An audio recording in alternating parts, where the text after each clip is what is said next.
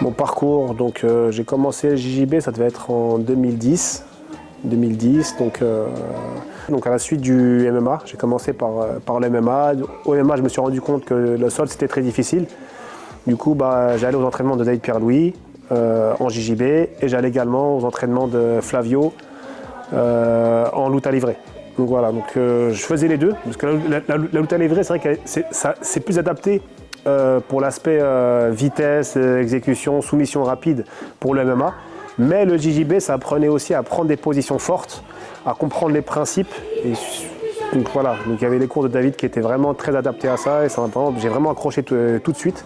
Même si c'est vrai que le kimono c'est plus dur au début quand on commence, c'est pas forcément ce qui est le plus attrayant. Mais voilà, donc c'est comme ça que j'en suis venu et j'ai enchaîné ensuite pendant quelques années.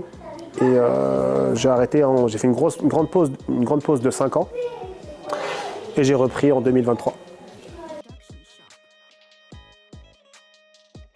Je suis à l'écoute, j'aime la rigueur, donc je me l'impose et je l'impose aussi à mes élèves.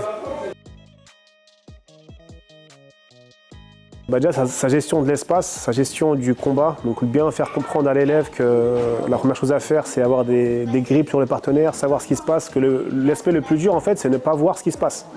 Si on subit une soumission, qu'on tombe et qu'on n'a pas compris comment ça arrive, c'est ça en fait. Je pense que c'est vraiment un aspect qu'il faut vraiment insister avec les élèves, sur lequel il faut insister et leur faire comprendre que il y a des aspects du combat, il y a le debout, donc qu'est-ce qu'il faut faire, retirer les grippes d'abord, tous ces aspects-là en fait qu'il faut prendre en compte. Ça dépend, après ça dépend du public. Si c'est déjà entre les enfants et les adultes, c'est deux choses différentes. Parce qu'en tant que coach pour les enfants, on est aussi là en tant qu'éducateur. On est là pour leur apporter des valeurs, pour leur expliquer le respect qu'il y a dans le sport, bien sûr, mais aussi le respect envers ses partenaires, envers ses professeurs. Et après, chez les adultes, faut s'adapter aussi au public. Dans certains clubs ou certaines structures où il y aura des personnes un peu plus entre guillemets populaires, là du coup il faut savoir que ces gens-là dans leur vie de tous les jours ils subissent peut-être des choses qui sont pas forcément faciles, des situations qui ne sont pas évidentes, et le sport ça sert aussi d'exutoire, ça leur permet aussi de s'exprimer, d'évacuer un petit peu leur stress. Et après, inversement, ça peut être aussi l'inverse. Il peut y avoir des personnes qui ont un boulot en cadre supérieur ou autre, qui ont beaucoup de stress dans la journée et qui viennent aussi, pareil, se défouler. Mais là, ce n'est pas l'aspect social, mais c'est vraiment l'aspect... c'est de la sociabilisation par le sport. Pour durer dans ce sport, déjà, il faut avoir un bon coach. Si on a un bon coach, forcément, il va nous faire progresser. Donc le but, c'est pas d'être au top au bout de 6 mois, mais le but, c'est de progresser constamment. Donc gagner à tout prix, c'est pas forcément ce qu'il faut. Donc si c'est pour gagner à tout prix et finir avec des doigts tout cassés, des articulations cassées au bout de 6 mois, donc c'est pas le but. Donc si on a un bon coach et qu'il a un bon système, on progressera et on pourra durer dans le temps.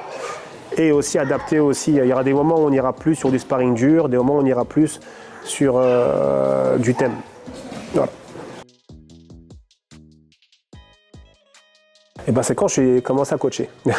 Parce que moi, je m'entraînais énormément, je m'entraînais beaucoup dans toutes les disciplines, j'ai toujours aimé ça. J'ai toujours aimé les différents sports, les différents aspects, basculer d'un sport à l'autre. Comme je disais, moi je venais de l'anglaise, après j'ai fait un peu de pied-point, je suis reparti sur du MMA, et en fait après je faisais ça. Toute ma semaine a été rythmée sur le sport. Et quand je suis passé coach, c'était autre chose, parce que c'est bien beau, c'est entre guillemets facile, parce qu'on connaît notre méthode à nous pour apprendre, mais pour adapter à chaque type de personne, parce que malheureusement ou heureusement, il n'y a pas de mode d'emploi en fait, il faut s'adapter à la personne. Il y a certaines personnes, il faudra être un peu plus dur avec eux, d'autres, il faudra être plus souple, d'autres, ça prendra plus de temps. Donc c'est vraiment le fait d'adapter à la personne. Je ne pensais pas que c'était aussi complet. Même si au final j'ai eu des bons exemples, parce que les profs que j'avais déjà de leur manière de donner le cours me l'ont apprise, mais je ne me rendais pas compte que c'était aussi compliqué pour eux. Oui, énormément. C'est vrai que J'étais, mine de rien, j'étais quand même un petit peu brouillon dans mes techniques, dans mes positions et surtout dans ma structure mentale. J'étais beaucoup dans l'adaptation, s'il tombe, bah, je fais ça. Et là maintenant, je me suis déjà mis moi-même un schéma mental avec des thèmes, machin et tout.